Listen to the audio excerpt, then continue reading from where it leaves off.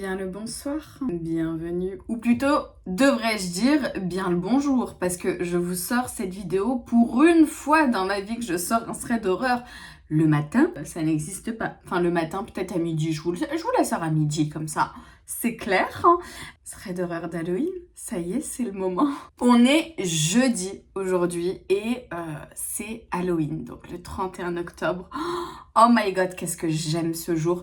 Alors excusez-moi, je vous ai pas fait la déco comme d'habitude, je vous ai pas fait de nouveau générique parce que vous le saurez très bientôt pourquoi. Mais je vous ai quand même mis mes deux petits copains juste ici. Hein. Donc voici Jeffrey, ramène-nous des glaçons. Voici Jacques l'éventreur. Il lui manque, enfin on lui a coupé la tête. Aujourd'hui mes pépites, c'est un thread d'horreur très spécial parce qu'il sort à midi. Je sais peut-être que ce soir vous aurez peut-être des soirées entre potes machin. C'est dommage de rater ce thread d'horreur d'une heure pour ça. C'est pour ça que je vous le sors à midi. Et également, c'est un thread d'horreur où vous aurez des histoires d'horreur, donc des témoignages paranormaux racontés par des abonnés, comme d'habitude, mais qui va durer 1 heure. L'équipe du lundi matin, vous avez zéro excuse pour ne pas regarder ce thread d'horreur dès qu'il sort. Et concernant les personnes qui souhaitent le regarder le soir, alors ça, grand bien vous fasse. Vous êtes les plus courageux d'entre nous en tout cas. Est-ce que vous êtes prêts? Je suis extrêmement heureuse de vous retrouver aujourd'hui mes pépites pour ce thread d'horreur d'1 heure, sachez-le. Allez, c'est parti pour la première histoire. Père Castor, raconte-nous une histoire.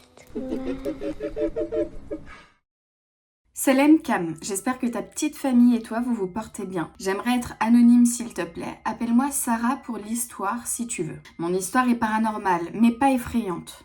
J'espère qu'elle mettra du baume au cœur aux parents qui ont du mal à concevoir un enfant. Lorsque nous nous sommes mariés avec monsieur, nous n'envisagions pas d'avoir de bébé tout de suite. Néanmoins, on ne prenait pas de contraception et on se disait que ça viendrait quand Allah le voudrait. Au bout d'1 an de mariage sans protection, on réalise que je ne suis jamais tombée enceinte. Alors certes, on n'y pensait pas, je ne calculais pas mes cycles, mais ça nous questionnait. J'ai commencé à faire des tests d'ovulation et me suis rendu compte que je n'ovulais pas. Ma gynécologue m'a orientée vers un grand professeur en PMA, grand par le talent, odieux par le manque d'humanité, mais c'est une autre histoire. Il nous reçoit au bout de 4 mois, ce qui est très rapide dans le milieu. Je fais une batterie d'examens et on réalise qu'il y a un problème au niveau de la thyroïde. Il y a beaucoup trop de nodules et certains ont des formes atypiques. Malgré 4 cytoponctions, biopsie, les médecins ne parviennent pas à savoir si c'est bénin ou malin. Il y avait 3 risques sur 4 que ce soit malin. Étant donné que c'est un cancer hormonodépendant, le professeur a refusé de commencer un traitement hormonal pour une FIV au risque d'empirer le cancer si ça en était un. Le staff médical décide donc qu'on me fasse une ablation de la thyroïde pour ne prendre aucun risque. C'était bénin, Dieu merci. Entre le rétablissement suite à l'opération et l'équilibre hormonal grâce aux médicaments de substitution, il a fallu attendre 8 semaines avant d'enfin d'attaquer les protocoles de la FIV. Il s'est donc écoulé 1 an depuis notre premier rendez-vous. Nous entamons enfin une première FIV. Nous avons obtenu 2 embryons. J'ai fait une fausse couche à chaque fois. Mais je préfère dire grossesse arrêtée car rien n'était faux. Je trouve ce mot horrible. Je suis d'accord. On entame la seconde FIV. Cette fois-ci, nous avons 3 embryons. Vraisemblablement plus beaux. L'une des médecins qui me suit, qui était adorable avec moi du début jusqu'à la fin, était enthousiaste. Elle y croit très fort et moi aussi. Mais quelques semaines après le transfert d'embryon, la grossesse s'arrête aussi. Je pense que ça a été la fois la plus dure à encaisser moralement car j'y croyais dur comme fer. On me propose un nouveau transfert en février, mais je refuse. Je ne me suis pas remise moralement du précédent. Je te rassure, le paranormal arrive bientôt. Ce fut la meilleure décision de ma vie car le Covid arriva. Le plan blanc est mis en place et tous les protocoles de PMA sont stoppés net. Je vois mes copines de galère effondrées de devoir arrêter après une prise d'hormones massive, voire la veille ou le jour J du transfert. Alhamdoulilah, je n'ai pas eu à subir ça en plus. Je profite du confinement pour avoir un meilleur mode de vie, meilleure alimentation, je me débarrasse des perturbateurs endocriniens, je prends des compléments alimentaires. Un jour, alors que j'ai mes menstrues, je constate dans ma cup une chose étrange. C'était une cordelette comme en raffia, avec plein de nœuds sur tout le long, espacés harmonieusement. J'essaye de rationaliser, mais je ne comprends pas. Cette cordelette est sortie de mon utérus. Je suis un peu, beaucoup, naïve et je pense pas de suite à la sorcellerie. Je la lave et la mets de côté.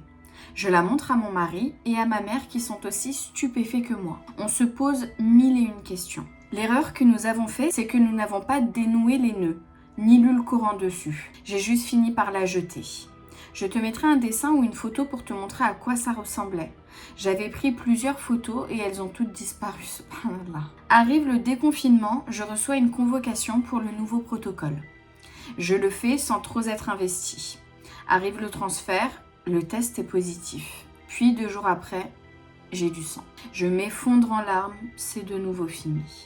Je me souviens avoir littéralement pleuré à gros sanglots toute la journée jusqu'à m'endormir ce jour-là. Là, je fais un rêve magnifique. La petite main de mon bébé qui sort de mon ventre, ce n'était pas effrayant dans le rêve, qui attrape mon doigt et me dit « Maman, je suis là, je vais m'accrocher. Je suis une fille et j'ai trouvé le moyen de communiquer avec toi. Je serai là, maman, crois-moi. » Oh, je suis émue. Je pleure de plus belle. Je fais des prises de sang toutes les 48 heures. Et en effet, le taux monte, normalement, malgré le sang que je perds. Lors de l'échographie de datation, le cœur bat normalement, Dieu merci, alors que mes saignements sont vraiment importants. J'ai un alitement strict toute la grossesse. On me demande de tenir au moins jusqu'à 36 semaines. Et un déclenchement pourrait être envisagé au vu de mon stress. 35 semaines d'aménorrhée et 5 jours. Mon père décède brutalement du Covid. Allah yarham. Il était au bled avec ma mère et ma sœur. Ils étaient censés venir me voir le lendemain. Mon père rêvait d'être enterré sur ces terres. Ça a été le cas, Dieu merci. Je me retrouve seule. Bien évidemment, mon mari était avec moi, mais j'aurais voulu être avec ma mère, ma fratrie. Ils ont pu voir et accompagner mon père, Dieu merci. Moi pas. Je pense que tu peux parfaitement imaginer dans quel état j'étais. Il était inenvisageable que j'accouche 2 jours après. J'ai parlé à ma fille, parce que oui, c'était bien une fille, comme elle me l'avait dit dans le rêve. Je lui ai dit que j'étais très triste, mais que ce n'était pas à cause d'elle, qu'il fallait qu'elle reste au chaud le plus longtemps possible. Chaque pleur me provoquait des contractions, alors je me suis interdit de pleurer. Elle est finalement née à 41 semaines pile. Machallah, elle m'a bien écoutée et ça a été le nouveau-né le plus sage que je n'ai jamais vu. Dieu merci. Je me retenais de pleurer. Il était hors de question qu'elle ressente ma tristesse. Ça va bientôt faire 4 ans. Elle a bien forgé son caractère. Moi, j'en suis toujours au balbutiement de mon deuil.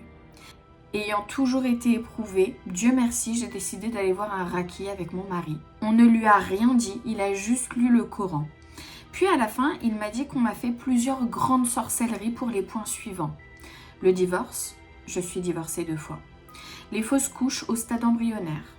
La maladie, j'ai plusieurs pathologies dont une maladie auto-immune incurable, la mort. Je sais que ma vie et ma mort n'appartiennent qu'à Dieu. Mais quel genre de méchanceté peut-on avoir pour souhaiter ça? Je n'ai pas réussi à poursuivre la ruqya. C'est trop difficile pour moi. Waouh, ok. Bon, pas vous faire des débriefs trop longs parce que sinon la vidéo elle sera vraiment beaucoup trop longue. Je préfère garder la longueur pour les histoires. Je suis très touchée, vraiment très touchée par ton histoire. Je pense que vous l'avez vu. Quand Dieu il a un projet pour toi, n'importe quelle personne, elle peut te faire n'importe quelle sorcellerie. Si tu te ramènes à Dieu, moi c'est ce que je pense profondément, tu vois. Il n'y a aucun être sur terre qui est plus fort que Dieu. Du coup, malgré toutes les grosses sorcelleries qu'on t'a fait, et c'est horrible, on t'a fait fausse couche au stade de perte embryonnaire, la mort, horrible, comme tu dis, mais qui peut souhaiter ça à quelqu'un? Je pense que tu dois avoir une idée de la personne qui a pu te faire ça. Moi, je te conseillerais quand même de, malgré que tu n'y arrives pas, de continuer la ruqya. Vraiment, s'il te plaît, c'est pour ton bien. C'est dur sur le moment, mais tu te remercieras plus tard. Et alhamdoulilah pour ta fille, je suis hyper contente et vraiment je souhaite à toutes les femmes qui sont en PMA, qui sont en projet comme ça, bébé, en FIV, etc. Je leur souhaite mais tellement de tomber enceinte et qu'elles ont leur bébé en bonne santé. Vraiment, je le souhaite de tout mon cœur. Et je suis très contente pour toi. Et par rapport à ton papa, laisse-toi le temps. Il n'y a pas forcément de temps pour faire un deuil. Moi, mon papa, je pense que j'ai pas fait encore de deuil, étant donné que quand je parle de lui à ma soeur, et pas plus tard que tout à l'heure, je parlais de lui à ma soeur et je parlais de lui au présent, comme si qu'il était toujours sur Terre. Donc, et pourtant, ça fait un peu plus de 2 ans. Donc, laisse-toi le temps. Laisse-toi le temps. C'est normal que tu souffres encore, vraiment. Allez, mes pépites, je vous propose qu'on passe tout de suite à la deuxième histoire. Père Castor, raconte-nous une histoire. Coucou Cam, je m'appelle Or. Je tiens à préciser que depuis toute petite, je vis des choses assez étranges car je suis très liée et connectée au monde invisible. Je suis médium et passeuse d'âme. J'ai donc vécu pas mal de choses paranormales ou étranges dans ma vie. Mais ce que je vais te raconter maintenant est quelque chose qui m'a profondément marquée. Je tiens à m'excuser d'avance pour la longueur de mon histoire. J'ai aujourd'hui 26 ans et cette histoire remonte sur l'année de mes 11 à 12 ans. Ma mère et moi avons dû déménager à l'île Maurice pour suivre mon père en raison du travail. Maurice est connue pour être une île magnifique mais également très chargée en énergie et beaucoup de choses se passent là-bas. À peine arrivée devant la maison dans laquelle nous allions désormais vivre, je ressens une atmosphère lourde et pesante, à tel point que je demande à mon père si c'est réellement cette maison dans laquelle nous allons nous installer. Il me dit que oui, mais dans mon fort intérieur, je sens que quelque chose ne va pas. Et ce n'est que le début d'un long cauchemar. Nous rentrons dans cette grande maison de style colonial assez sombre et mon père m'indique donc ma chambre qui est au rez-de-chaussée avec sa propre salle de bain. Je le précise car cela a un intérêt pour la suite de l'histoire. J'installe mes affaires mais je sens que je suis observée et cela me met mal à l'aise. Ma mère, elle aussi, ayant des aptitudes avec le monde invisible, tente de me rassurer, mais ressent un certain malaise dans cette maison également. Après avoir fini de nous installer, nous dînons dans cette nouvelle maison, puis vient l'heure du coucher. Le soleil se couche doucement sur le golfe qui surplombe la maison, et une fois la nuit tombée, je suis prise d'angoisse. Je pleure, j'ai du mal à respirer, je ne comprends pas ce qui m'arrive. Ma mère m'accompagne dans ma chambre pour me rassurer, puis finit par me laisser pour aller à son tour se coucher. Et là, je te jure, Cam, j'avais l'impression d'être observée par une foule de personnes. Cette nuit-là, je ne dormirai pas. La nuit suivante, même scénario. Une fois le soleil couché, l'angoisse, les pleurs, tout se répète. Mais je finis par m'écrouler de fatigue. À l'époque, je n'avais pas de téléphone, mais seulement une Nintendo DS pour office de réveil, enfin quelque chose pour avoir l'heure de façon digitale. Et là, je me réveille dans la nuit en sursaut à 3h14 exactement. J'hurle et je pleure. Je viens de faire un cauchemar horrible. Et dans ce cauchemar, une voix sortie d'outre-tombe me sommant de quitter cette maison. Je pouvais également distinguer l'ombre d'un homme avec un chapeau, mais sans visage. Assez étrangement, mes parents ne se sont pas réveillés cette nuit-là.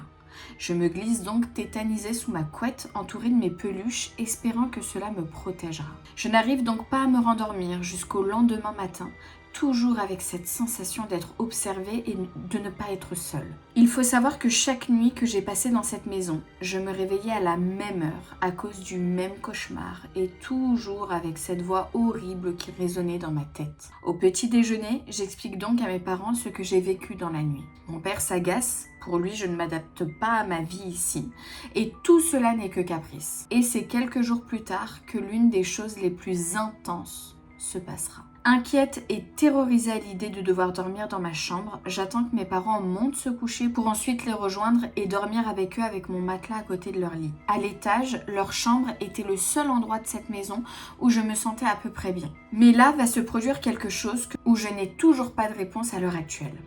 Je monte les escaliers et je m'arrête net devant la porte de la chambre de mes parents. Je m'assois sur la première marche des escaliers et puis plus rien.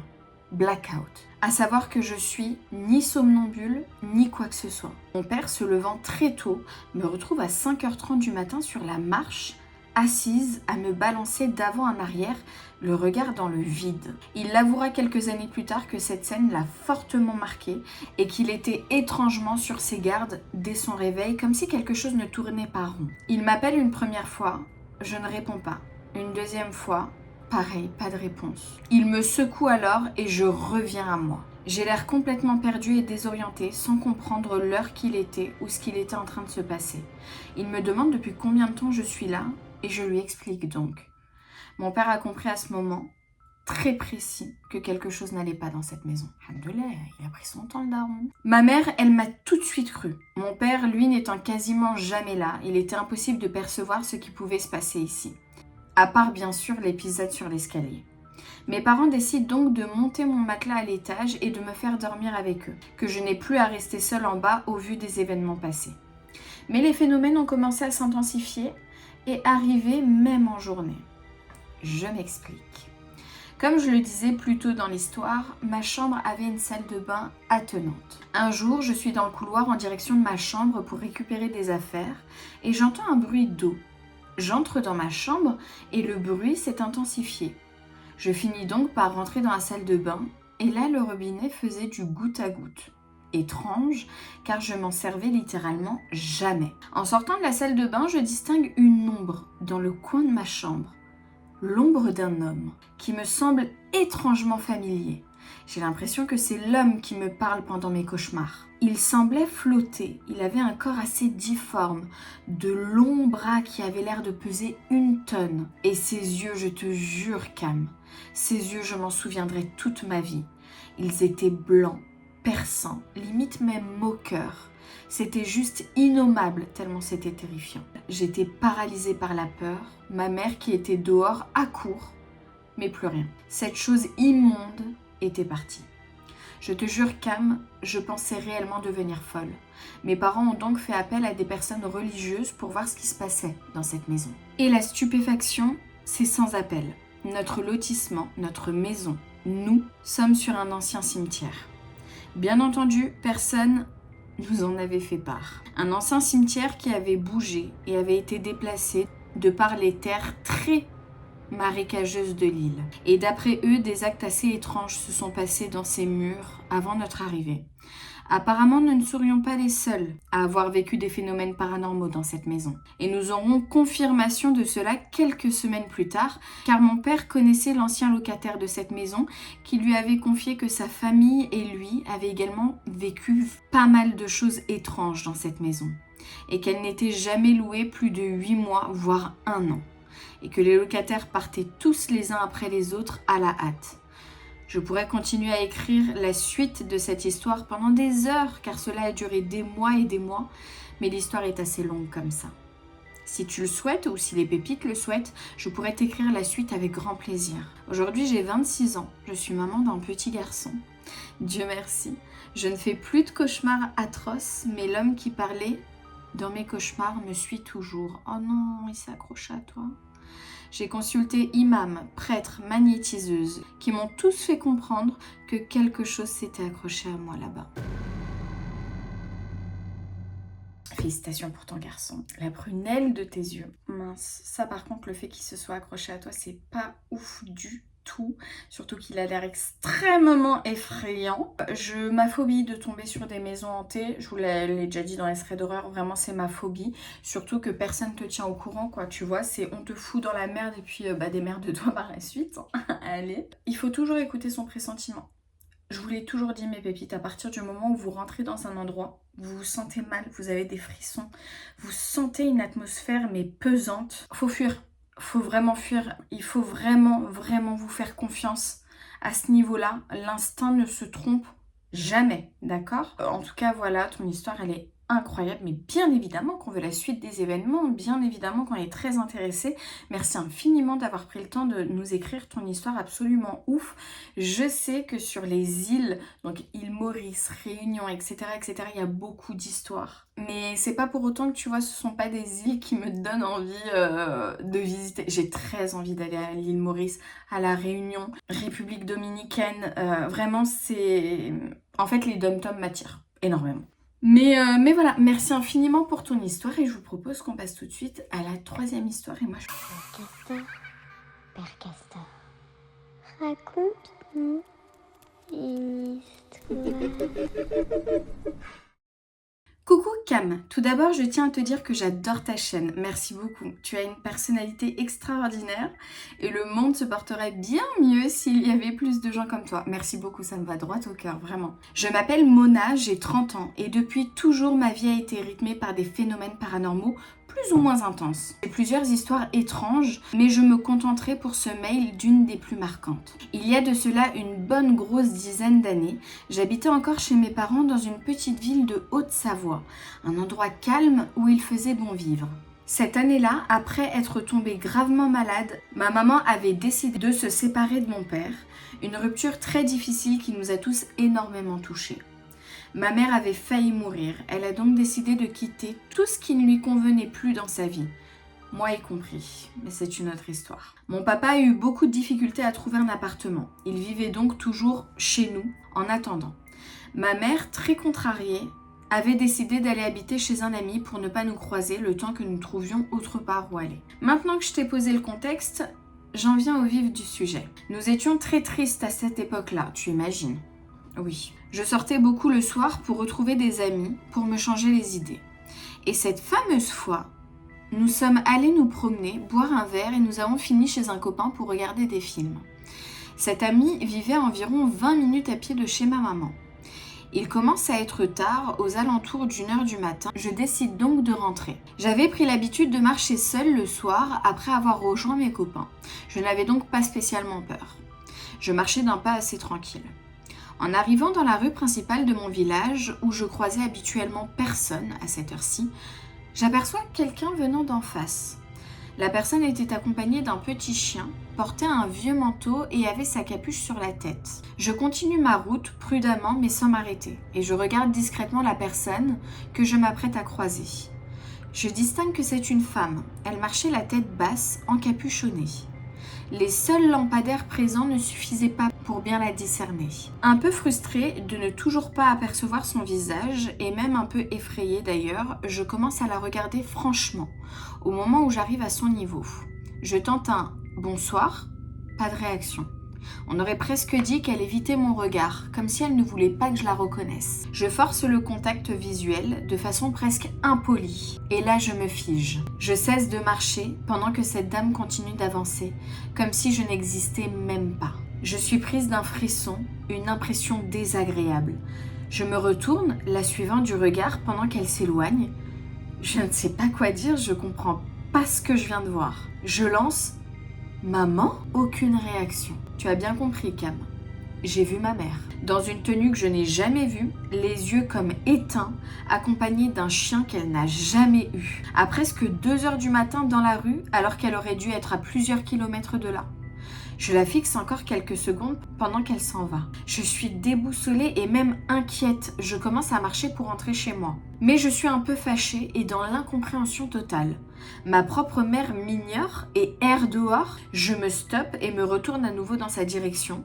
Mais elle avait disparu. Je tiens à préciser qu'elle marchait tranquillement et n'aurait pas pu atteindre le bout de la rue ou bien sortir de mon champ de vision en si peu de temps, ni même sans que je l'entende. Glacée par ce qui vient de m'arriver, je rentre à la maison. Le lendemain, j'appelle plusieurs membres de ma famille pour obtenir confirmation de ce que j'ai vu. Ma mère était bien chez son amie, elle se trouvait à 1h de route d'ici ce soir-là et des témoins ont pu me le confirmer. Ce n'était pas la dernière fois qu'il m'arrivait quelque chose de lunaire dans cette rue. Quelques semaines plus tard, exactement au même endroit, j'ai assisté à un incendie d'immeuble. Des flammes immenses et un silence inexplicable très pesant. Personne aux alentours, aucune sirène de pompiers. Après vérification, aucun incendie n'a jamais été déclaré là-bas. Il n'a jamais existé. Après cette deuxième hallucination, mais qui était très réelle, je me suis beaucoup remise en question. Avais-je rêvé éveillé? Avais-je tellement de crainte de perdre ma mère que j'aurais tout imaginé? Ma maman a été opérée d'une tumeur au cerveau juste avant les faits. Elle n'a plus jamais été la même après ce drame. Je me suis demandé si j'avais pas croisé un bout de son âme ce soir-là, le bout d'âme qu'elle aurait laissé sur la table d'opération. Pour l'incendie, je n'ai pas la moindre explication. Même encore aujourd'hui, je me rappelle de tout et je sais que c'est bel et bien arrivé. Alors moi je te crois, 100%. Le moment où tu croises cette personne assez louche et que tu vois que cette personne ressemble à ta maman, tu pourrais nous dire si elle avait une ombre ou pas? Genre avec les lumières des lampadaires, tu voyais l'ombre de ta mère ou pas? Parce que moi personnellement ça aurait été la première chose que j'aurais regardée, mais parce que il y a une explication à ça. On dit que les djinns n'ont pas d'ombre et ils peuvent prendre l'apparence de qui ils veulent. Donc moi personnellement j'aurais tout de suite pensé à ça. Pour moi, t'as croisé un djinn qui se joue de toi, qui veut te rendre assez ouf parce que ça les fait marrer mais de fou. Par rapport à l'incendie, je me dis aussi qu'ils veulent en fait ils veulent te faire tourner en bourrique. Ils veulent te rendre ouf. En fait, ça les fait rire de te voir dans cet état-là. Pour moi, c'est mon interprétation. Donc, franchement, c'est dingue ce que t'as vécu quand même, on va pas se mentir. Moi, si j'avais vécu ça, j'aurais été traumatisée pendant vraiment plusieurs jours, même plusieurs semaines. Enfin bref, merci infiniment d'avoir pris le temps de nous écrire ton histoire. Mes pépites, n'hésitez vraiment pas à me dire ce que vous avez pensé de cette histoire, mais j'ai adoré, et surtout à nous donner votre interprétation. Moi, pour moi, ce sont des djinns qui se jouent d'elle. Je vous propose tout de suite qu'on passe à la prochaine histoire. Père Castor, raconte-nous une histoire. Salam alaikum Cam, j'espère que tu vas bien. Alaikum salam, ça va très bien, merci beaucoup. Je m'appelle Shaima, tu peux dire mon vrai prénom, ça ne me dérange pas du tout. Et je me permets de te contacter pour te raconter mon histoire en espérant que ça te plaise. Cette histoire s'est déroulée alors que j'avais 11 ans. Je suis d'origine marocaine et avec ma famille, nous sommes allés au Maroc pendant les vacances d'été. Nous étions nombreux car il y avait toute ma famille, ma mère, mon père, mes frères, mes tantes, mes oncles, etc. Nous possédons une grande maison familiale composée de 3 étages au sein de la ville de Marrakech. À l'époque, cette maison était habitée par mon grand-père et ma grand-mère. Malheureusement, ma grand-mère était déjà décédée lors de cet événement. La nuit, tous les enfants de la famille, dont mes frères, mes cousins, mes cousines et moi, dormions tous à l'étage dans un petit salon marocain. On dormait tous par terre avec des coussins et des couvertures. Il faut savoir qu'une tante à ma mère était amie depuis de nombreuses années avec une vieille dame qui avait plus de 90 ans à l'époque. Elle vivait avec ma tante et c'était comme si elle faisait partie de la famille. Cette dame s'appelait Molima et elle était très âgée. Elle ne pouvait ni se déplacer ni communiquer. Le salon dans lequel on dormait se situait à l'étage et face à la chambre à coucher de cette vieille dame qui y dormait seule. Un soir, tout le monde dormait. J'étais la seule à ne pas réussir à dormir. La porte du salon où je dormais était ouverte et j'avais vue sur la porte de la chambre de Molima. Il était très tard mais je n'arrivais toujours pas à trouver le sommeil quand soudain, j'ai entendu des bruits de pas, des pas très lourds, comme si une personne marchait et portait des grosses bottes lourdes. Je sentais que quelque chose s'approchait lentement de la chambre de Molima, mais aucune lumière n'a été allumée. Cette chose marchait dans l'obscurité. Avec le peu de lumière qui provenait de la fenêtre du salon, je distingue que la personne face à moi était très grande et possédait de longs cheveux noirs qui cachaient son visage. Elle possédait également un genre de long manteau noir qui ne me laissait pas apercevoir sa silhouette. Cette personne, ou cette chose, ressemblait à une ombre car je ne distinguais que du noir quand je la regardais. Il était impossible pour moi de distinguer son visage. Cette chose ouvrit la porte de la chambre de Molima et se mit à parler en arabe. Je n'arrive plus vraiment à me souvenir de la voix de cette chose, mais je sais qu'elle était très grave, presque inhumaine. J'ai été choquée et étonnée d'entendre que Molima lui répondait. Elle parlait avec cette chose en arabe, mais je ne comprenais pas ce qu'elle se disait. Molima ne pouvait plus communiquer depuis déjà très longtemps. Je n'avais jamais entendu le son de sa voix. Mais j'entends la voix d'une vieille dame répondre à cette chose, et la seule personne qui était au sein de cette chambre, hormis cette chose, était Molima. Je sais qu'à ce moment précis, j'étais tétanisée. J'étais effrayée et je n'osais plus bouger. J'ai fermé les yeux et je me suis endormie jusqu'au lendemain matin. Le lendemain, malgré que je savais que la chose que j'avais vue n'était pas une personne de ma famille, car elle était très grande et elle avait une voix très bizarre, je suis quand même allée demander à toutes les personnes de ma famille si dans la nuit elles étaient parties dans la chambre de Molima. Mais aucune d'entre elles n'était allée dans sa chambre. On me disait « Shaima, t'as juste rêvé ». Molima ne peut plus communiquer et depuis très longtemps maintenant. C'était un rêve. Je savais que ce n'était pas un rêve, c'était réel. Et j'ai essayé de parler avec Molima, avec mon arabe pas super compréhensible, mais elle ne réagissait pas, elle ne répondait pas comme d'habitude. Quelques années plus tard, à l'âge adulte, j'ai reparlé de ce soir-là à ma maman. Elle m'a avoué que lorsque ma grand-mère était encore en vie, elle a vu exactement la même chose que j'avais vue. Un soir, ma grand-mère s'est réveillée pour aller boire de l'eau et elle a vu cette chose au même endroit, cette ombre noire grande et indistinguable qui la fixait. Heureusement, cette chose, malgré qu'elle soit effrayante, n'a jamais fait de mal à personne. Mais aujourd'hui, je me demande toujours ce qu'elle voulait à Molima et qu'est-ce qu'elle a bien pu lui dire. Dans notre religion et notre culture, nous croyons à des êtres qui vivraient avec nous dans ce bas monde, les djinns. Ce sont des êtres qui peuvent être bons ou mauvais. Je pense que ce soir-là, j'en ai vu un. Merci infiniment ma pépite d'avoir pris le temps de nous écrire ton histoire. Ouais, je crois sincèrement que tu as vu un djinn ou peut-être même un démon.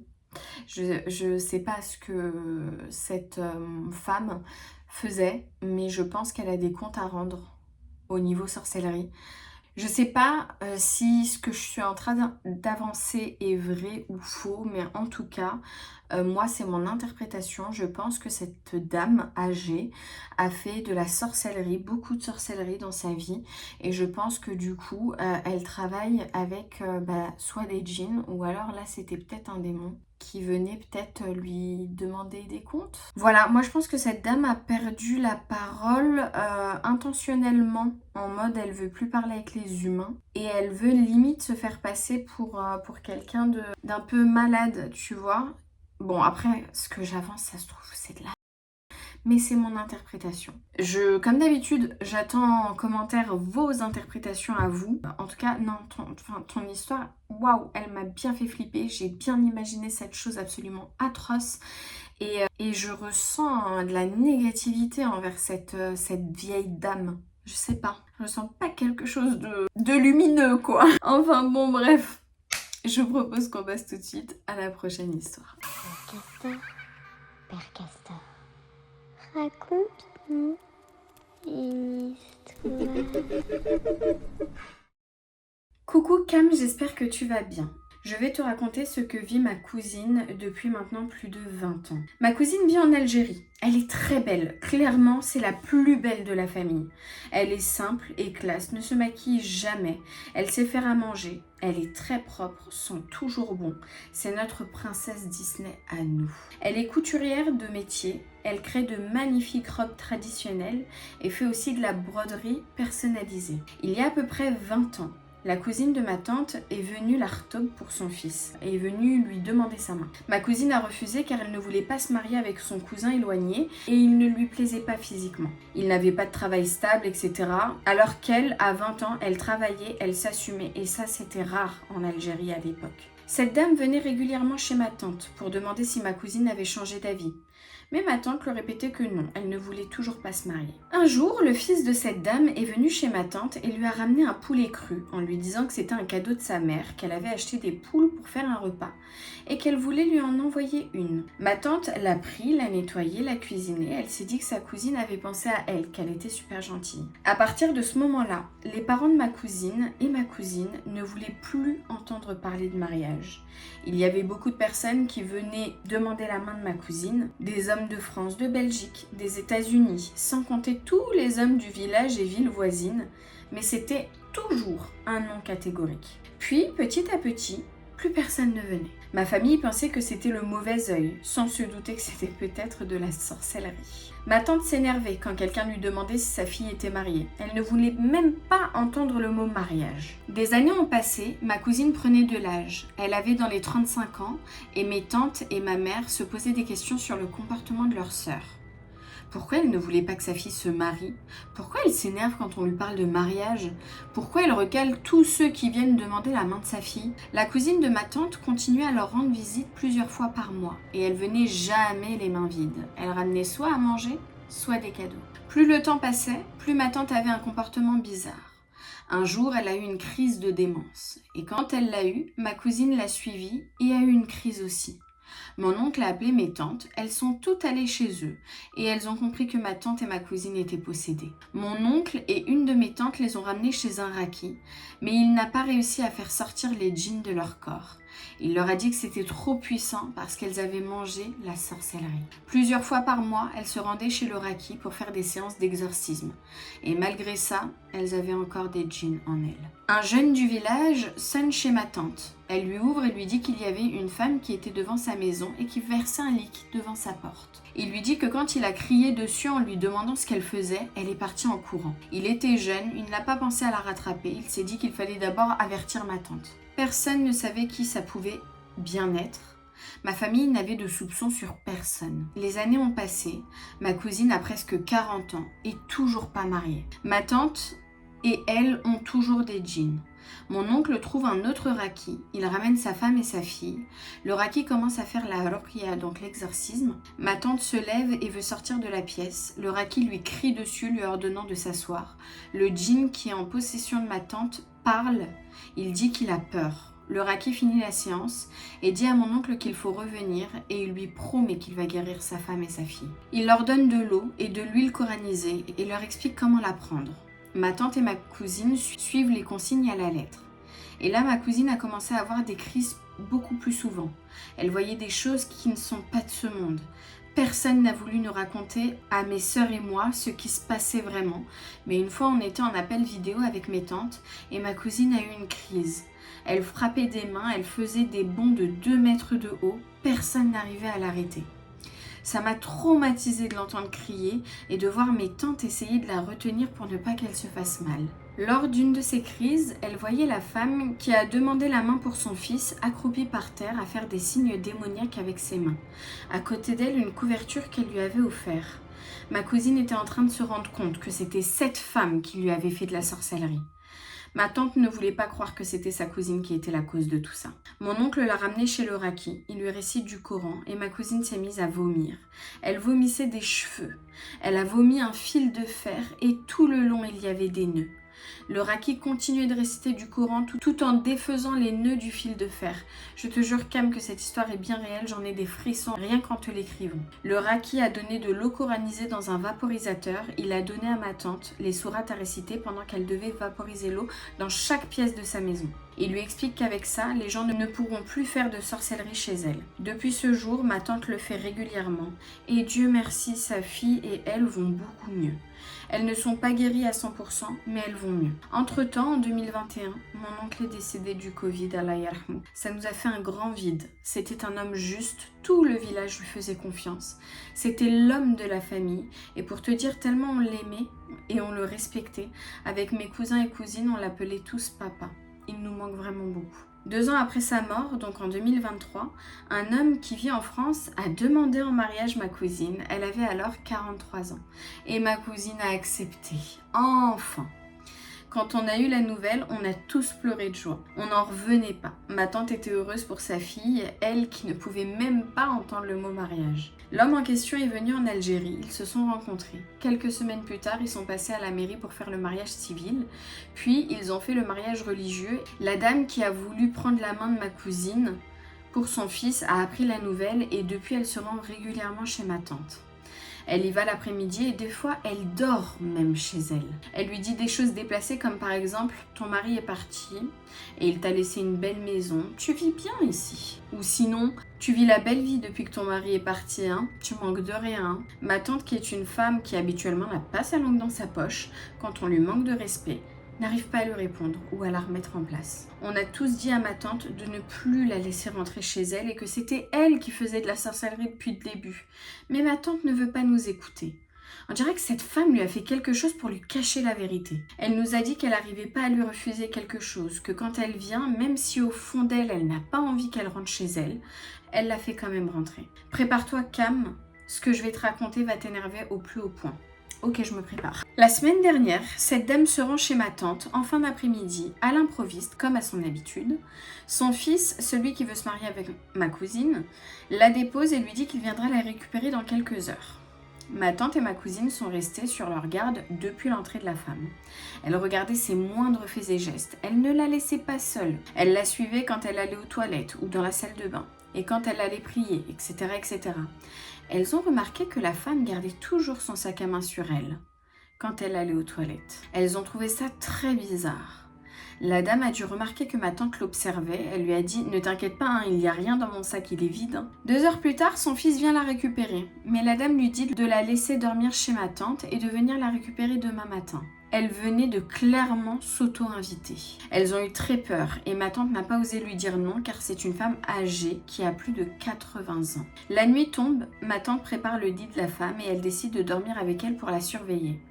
Elle n'a pas fermé l'œil de la nuit. Le lendemain matin, ma tante discute avec la femme en prenant leur café. Elle remarque qu'elle tient 2 mouchoirs en tissu. Avec un de ces mouchoirs, elle s'essuie le visage et l'autre, elle le cache en dessous de sa cuisse. Ma tante fixait le mouchoir qui était sous sa cuisse et la femme l'a remarqué. Puis ma tante s'est aperçue qu'elle avait oublié le sucre dans la cuisine. Elle se lève pour aller le chercher, mais elle n'arrêtait pas de penser à ce mouchoir. Du coup, elle retourne dans le salon doucement et regarde à travers le trou de la porte. Elle voit la dame prendre le mouchoir, le déplier et regarder ce qu'il y avait dedans en murmurant des choses et mettre ce qu'il y avait à l'intérieur dans son porte-monnaie. Elle est retournée dans le salon avec le sucre et la dame lui dit « Regarde, il n'y a rien dans mon mouchoir. » Ma tante n'a pas réussi à boire son café. Elle voulait absolument voir ce qu'il y avait dans le porte-monnaie. Son fils arrive pour la chercher. Il l'a klaxonné. Ma tante n'a pas voulu ouvrir la porte. La dame se lève, elle enfile son hijab et boutonne sa abaya. Ma tante s'empresse de prendre son sac à main sans qu'elle le voie. Elle ouvre le porte-monnaie et elle y trouve 2 aiguilles. Elle les prend et remet à la porte le porte-monnaie dans le sac. Ma tante ouvre la porte, le fils de cette dame regarde sa mère, elle lui fait un signe de la tête et il a lancé un regard noir à la tante. Elle est enfin partie. Ma tante appelle sa sœur et lui dit de venir en urgence chez elle. Elles appellent le raki, il leur dit que c'est de la sorcellerie et qu'il faut verser de l'eau coranisée dessus en récitant du Coran. Il leur dit aussi que les aiguilles c'était pour séparer ma cousine et son mari. Quand ma tante nous a raconté ça, ce week-end, je ne te raconte pas dans quel état j'étais. J'étais à 2 doigts de prendre un billet d'avion pour aller m'expliquer avec cette femme. Conseiller à ma cousine de ne pas faire de fête de mariage, que c'était mieux comme ça, parce que maintenant tout le monde prend des photos dans les mariages, les met sur les réseaux, et au vu de la chance qu'elle a, elle devrait faire une petite fête à la maison qu'avec ses tantes et ses cousines proches. Ma tante nous a promis qu'elle ne laissera plus rentrer cette dame chez elle, mais est-ce qu'elle va vraiment y arriver? On ne sait pas. On prie tous pour que ma cousine aille mieux et que son mariage se passe le plus paisiblement possible. PS, quand j'avais 12 ans, cette femme m'a vu me mettre du labello. Elle m'a demandé ce que c'était, je lui ai dit que c'était pour les lèvres sèches.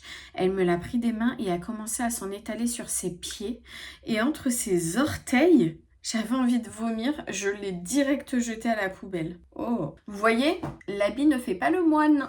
Hijab abaya. Mais après, quand elle est chez elle ou alors toute seule, elle prie pas le bon Dieu, la dame. Hein. Méfiez-vous de tout le monde. Franchement, elle l'emportera pas au paradis, qu'est-ce que tu veux que je te dise?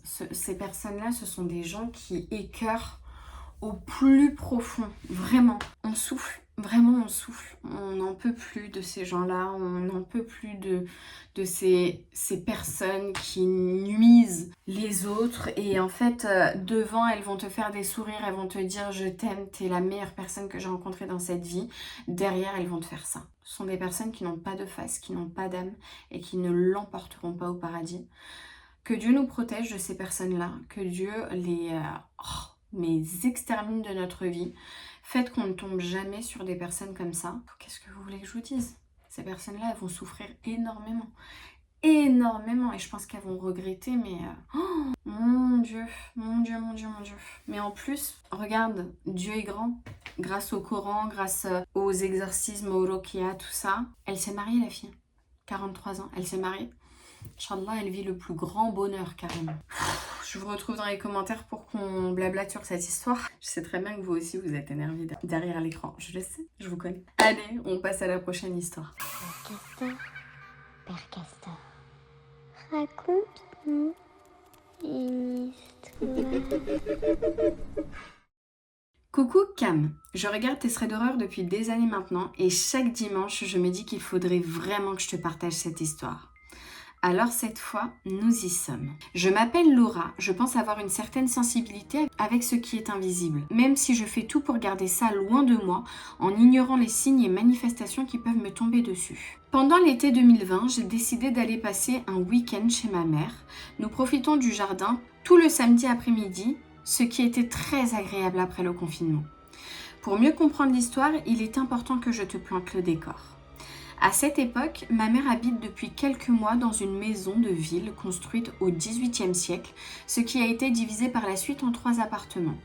Le bâtiment comporte une cave, un jardin collectif, un premier appartement au rez-de-chaussée occupé par ma mère, un deuxième appartement au premier étage occupé seulement quelques jours dans le mois par un couple de Lillois, et un dernier appartement vacant au 2e étage, vétuste, dont les fenêtres en bois bordent du simple vitrage. Et enfin, il y avait un grenier. Les propriétaires de la maison transformée en immeuble sont une fratrie franco-espagnole. Chaque décision qui concerne leur bien immobilier est compliquée à prendre car ils sont malheureusement toujours en désaccord. Aussi pour l'histoire, il est important de noter que la porte d'entrée de l'immeuble, qui est d'origine, est très imposante, qu'elle est dotée d'une fente pour le courrier qui est alors utilisée par tous les habitants de l'immeuble. Une seule boîte aux lettres pour tout le monde en gros. Ma maman habite au-dessus de la cave. L'hiver, il fait froid et les vieilles bâtisses sont compliquées à chauffer. L'appartement est d'un style ancien avec des moulures.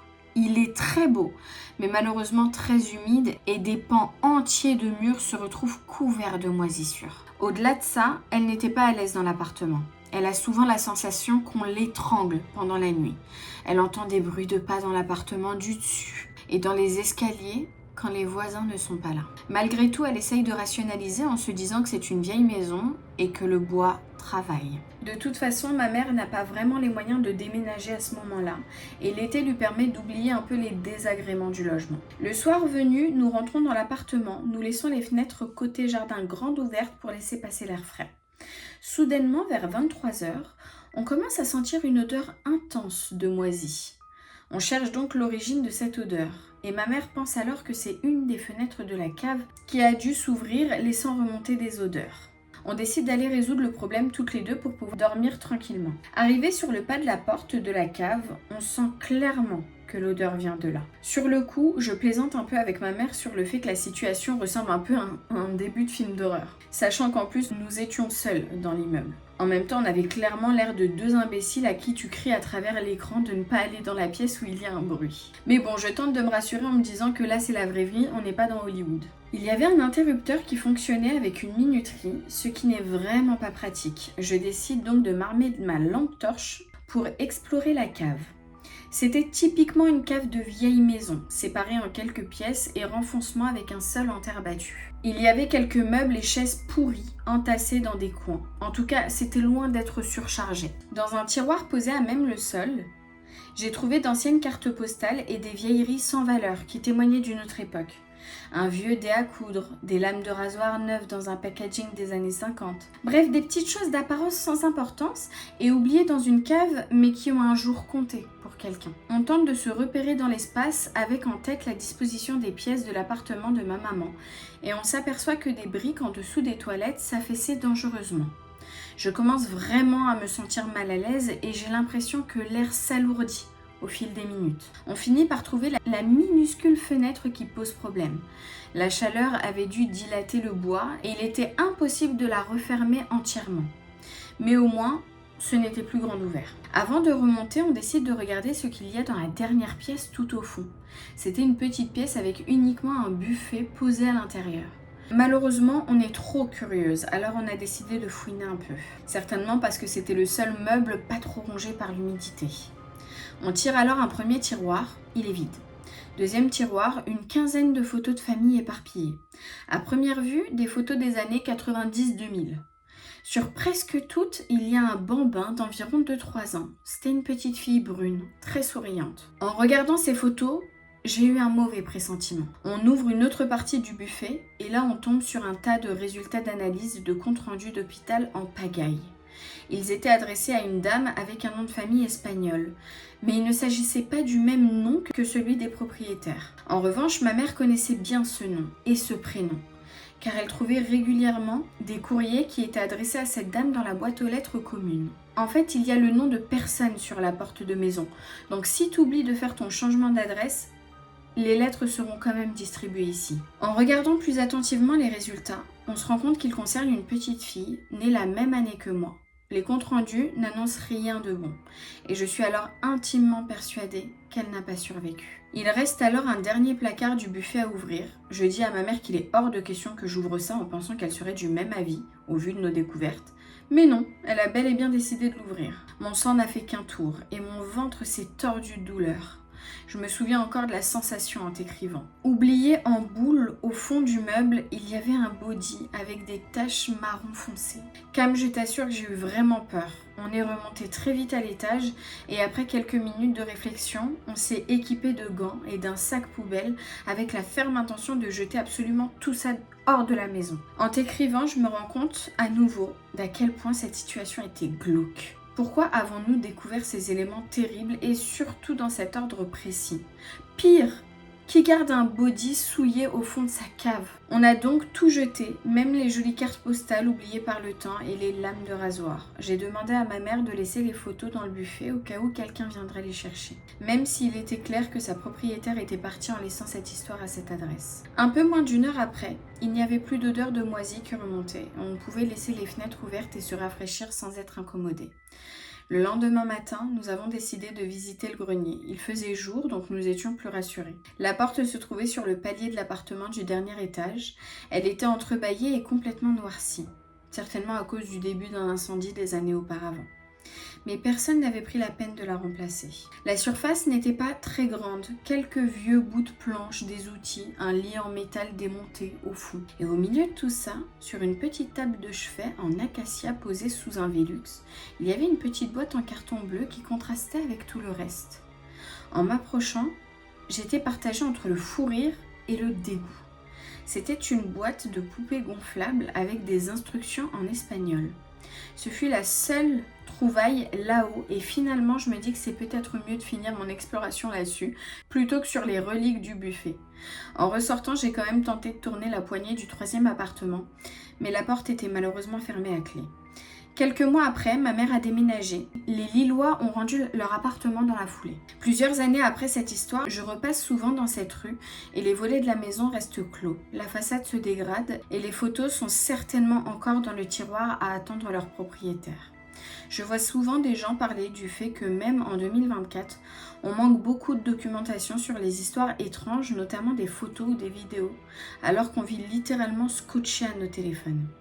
La preuve, pendant toute notre exploration de la cave, mon téléphone me servait de lampe torche, mais je n'ai pas pensé à l'utiliser pour filmer parce que j'étais bien trop stressée. Je crois avoir rapidement filmé le grenier et son contenu car il faisait jour, mais je n'ai pas gardé la vidéo 4 ans après. Merci ma pépite d'avoir pris le temps de nous écrire ton histoire.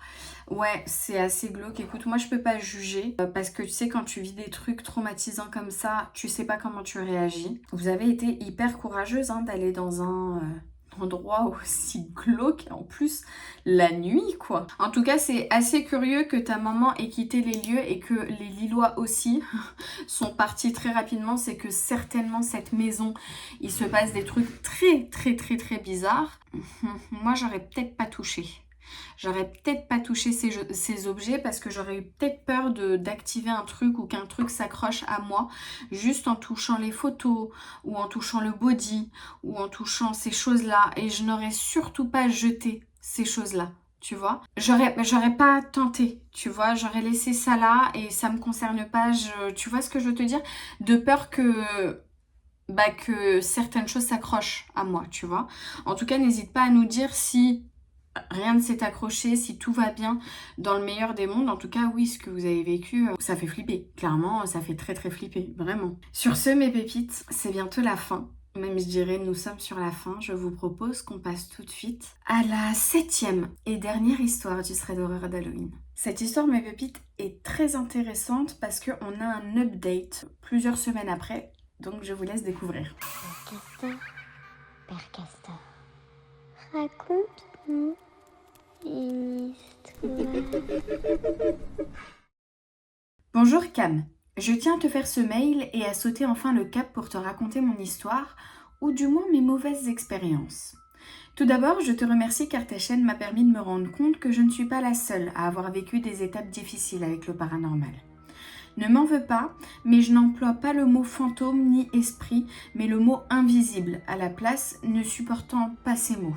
Tout d'abord, afin de mieux comprendre le cadre des faits, voici quelques informations. Je suis issue d'une famille recomposée. Nous sommes 3 filles et je suis celle du milieu. Nous vivons avec ma maman et mon beau-père. Mon beau-père est musulman, ma mère chrétienne. Personnellement, je suis agnostique. Nous n'avons jamais reçu de cours d'éducation religieuse et aucune influence vis-à-vis du paranormal.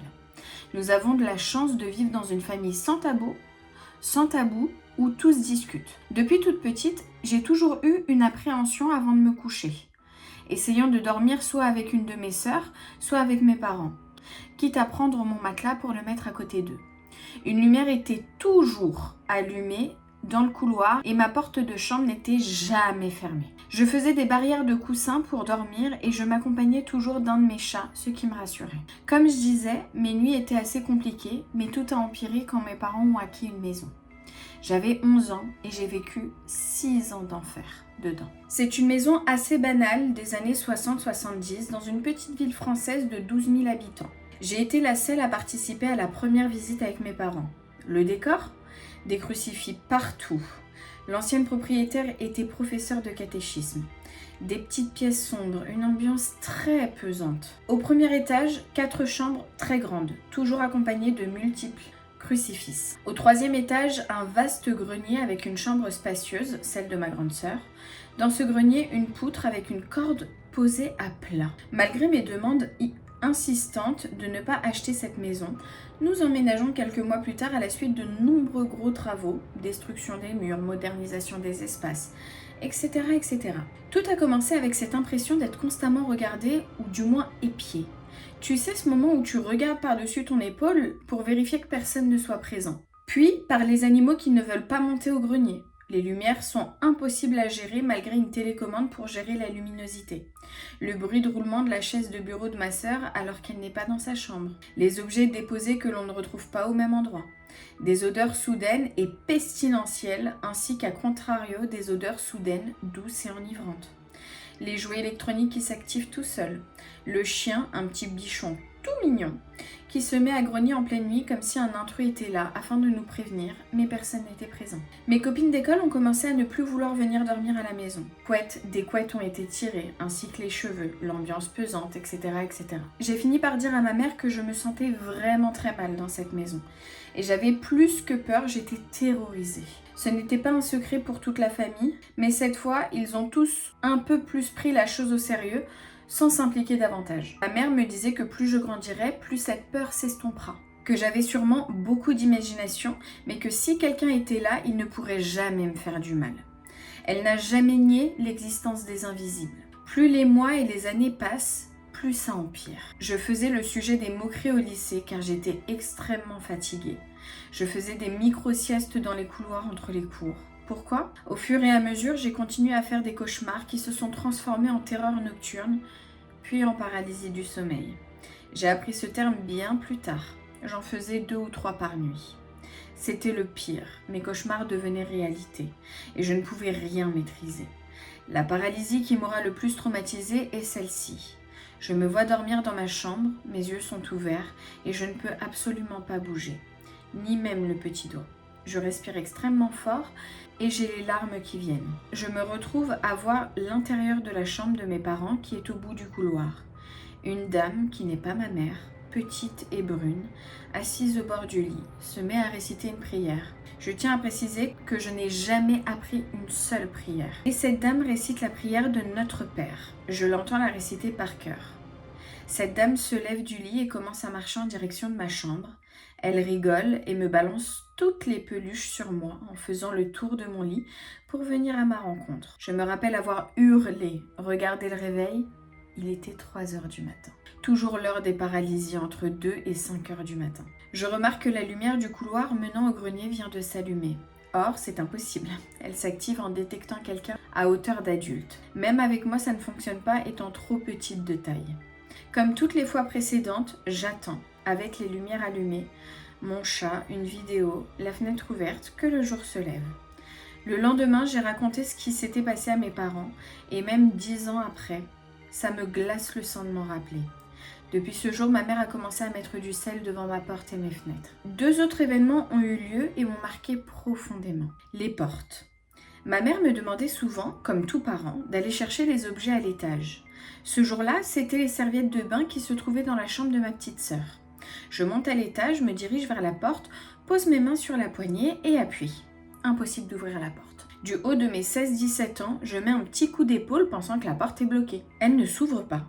Je continue et force, mais rien ne se passe, comme si quelqu'un bloquait la porte de l'autre côté. Ma mère, impatiente comme à son habitude, monte voir ce que je fais, en râlant de ma mauvaise foi, et elle pose ses mains sur la porte et en un seul geste, la porte s'ouvre. Elle récupère une serviette et je referme la porte. Fière que je suis, je m'empresse d'ouvrir la porte. Cela ne m'aurait pas paru paranormal si ce phénomène ne s'était pas reproduit le lendemain sur la porte de ma chambre chez mes grands-parents.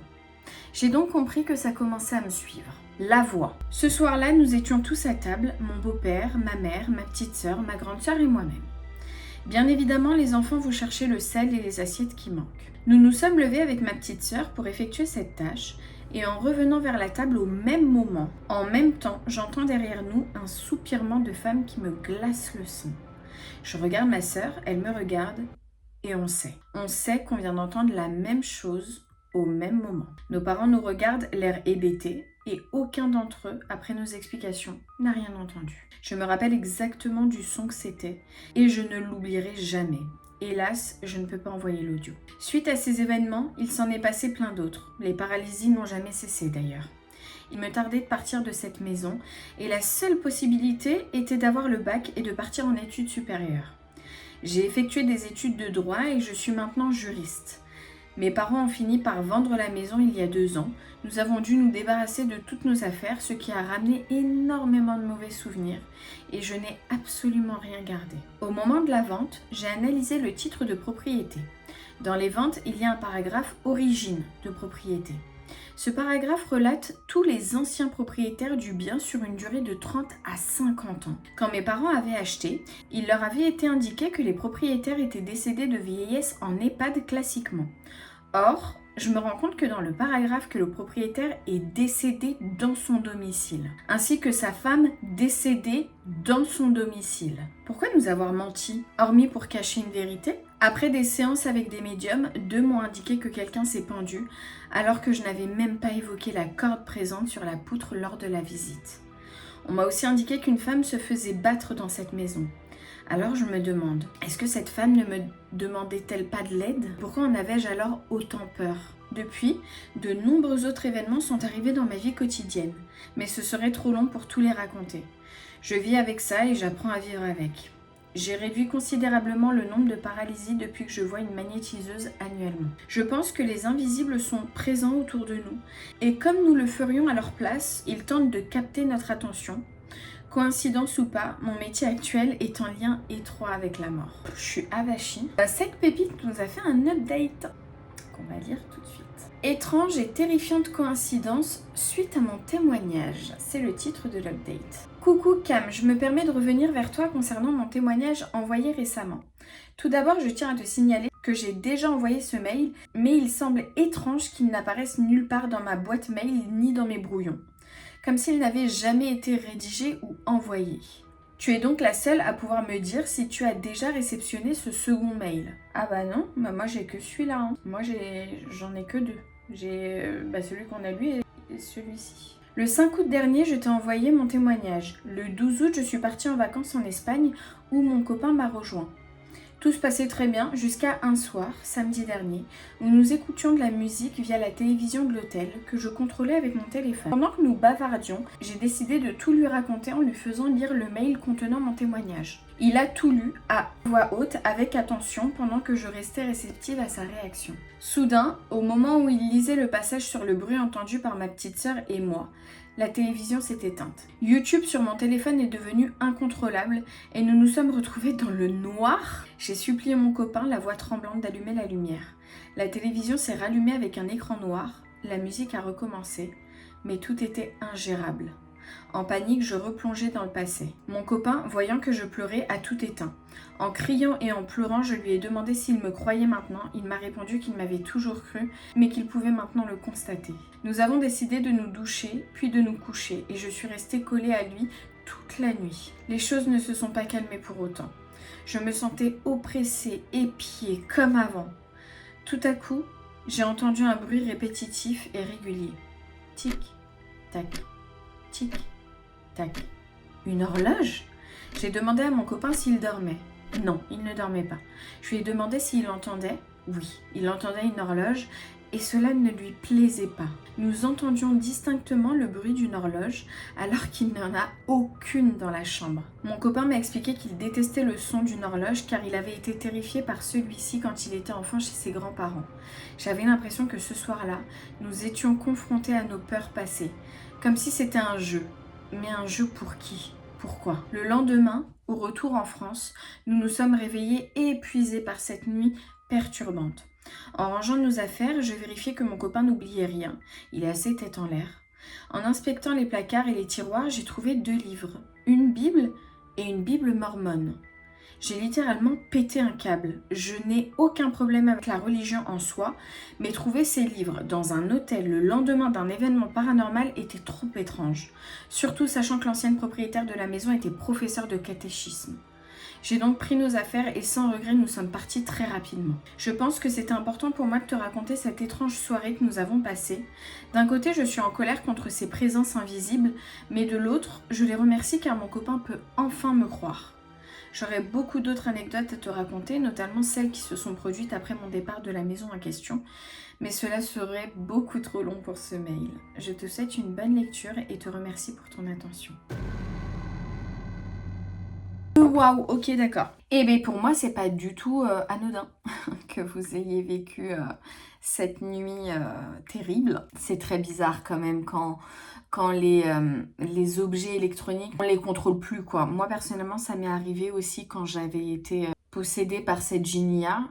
Pareil, mon téléphone buguait, la télé s'éteignait, enfin c'était une catastrophe et pourtant ce sont des choses qui n'arrivent jamais en temps normal. Il n'y a pas de coïncidence pour moi, c'est clairement, oui, les invisibles comme tu les appelles toi, moi je les appelle les djinns, qui se jouent de toi, qui veulent te faire peur, ça les distrait. Et il y en a qui sont très mauvais et très malsains. J'ai beaucoup de pépites qui me disent qu'elles font une pause dans mes threads d'horreur parce qu'elles sentent, elles vivent des phénomènes bizarres chez elles. Par exemple, la télé va s'éteindre ou alors des petits bruits bizarres, machin. Donc, elles me disent, Cam, j'ai fait une pause dans tes threads d'horreur parce que chez moi, il se passe vraiment des trucs bizarres. Alors après, certes, on peut commencer à psychoter parce qu'on écoute des histoires et après, forcément, on se dit, mais attends, ça se trouve que moi aussi, j'ai entendu un bruit là. Mais des fois, c'est vraiment réel. Le fait de s'intéresser à ce monde-là fait qu'on peut les attirer. Si tu te protèges, c'est bon. T'as rien à craindre. Par contre, si tu te protèges pas, il se peut que tu les attires et donc du coup, t'attires des phénomènes paranormaux chez toi. On est intéressé de savoir qu'est-ce qui s'est passé après ton départ de cette maison. Clairement, pour moi, cette maison est hantée. Il n'y a pas de doute, il n'y a pas de débat. Je suis très très en colère contre les personnes qui mentent. Encore une fois, sur le passif en fait des maisons. Ouais, ces 2 papis sont morts en EHPAD alors qu'il y a marqué décédés chez eux les 2. Super, merci. Franchement, je déteste. En plus, pour moi, c'est punissable par la loi parce que c'est un vice caché. Donc, je suis très énervée contre les personnes qui ne sont pas honnêtes. Alors oui, si tu dis la vérité. Alors, il y a des gens, ils s'en foutent. Qu'il y ait des personnes qui ont été décédées dans la maison, enfin c'est pas leur problème, parce qu'ils y croient pas à ça, ils sont très cartésiens. Il y en a d'autres, ils s'en foutent pas, donc oui, ça pourrait arrêter une vente, mais moi je pars du principe que tu devrais toujours être honnête avec les personnes, tes clients quoi, tout simplement. J'espère que tout ira bien par la suite pour toi, que les phénomènes paranormaux ne vont pas continuer. Je suis vraiment désolée d'avoir provoqué ça, parce qu'en vrai c'est un mail que tu m'as envoyé, donc je sais pas, peut-être tu les as attirés ou quoi. En tout cas, je te souhaite beaucoup de courage pour la suite et on attend la suite de tes histoires. Si bien sûr ça ne te dérange pas de les raconter, comme on sait que tu pourrais les attirer vers toi. Comme d'habitude, on se retrouve en commentaire pour blablater sur ces histoires. N'hésitez pas à me dire celle qui vous a le plus marqué. Moi, c'est vrai que j'ai beaucoup le mort contre l'histoire qui a comme titre plus de 20 ans de sorcellerie. Vraiment, les mauvaises femmes qui font de la sorcellerie et tout, vraiment, ça c'est quelque chose, je peux pas. Molina aussi, Molina, cette vieille dame qui ne parle plus, mais qui parle à d'autres choses la nuit. Sur ce, voilà, je vous embrasse très fort. J'espère que vous allez passer une très belle soirée, une très belle journée d'Halloween. Dommage qu'on a perdu la tradition des enfants qui sonnent à la porte. En tout cas, dans ma ville, on a perdu la tradition. Moi, quand j'étais petite, je prenais un sac et on allait avec ma sœur et des copines déguisées et sonner chez les gens et on revenait mais avec un sac mais rempli de bonbons. C'est tellement dommage qu'on ait perdu un peu cette tradition un peu drôle. Bon, j'espère que les jeunes d'aujourd'hui quand même connaîtront un peu ça parce que vraiment c'était génial comme époque. En tout cas voilà, je vous souhaite une merveilleuse soirée, une merveilleuse journée d'Halloween. Je vous embrasse très fort, je vous dis à très vite pour une prochaine vidéo YouTube. Gros bisous, on se retrouve en commentaire et surtout, ne regarde pas derrière toi.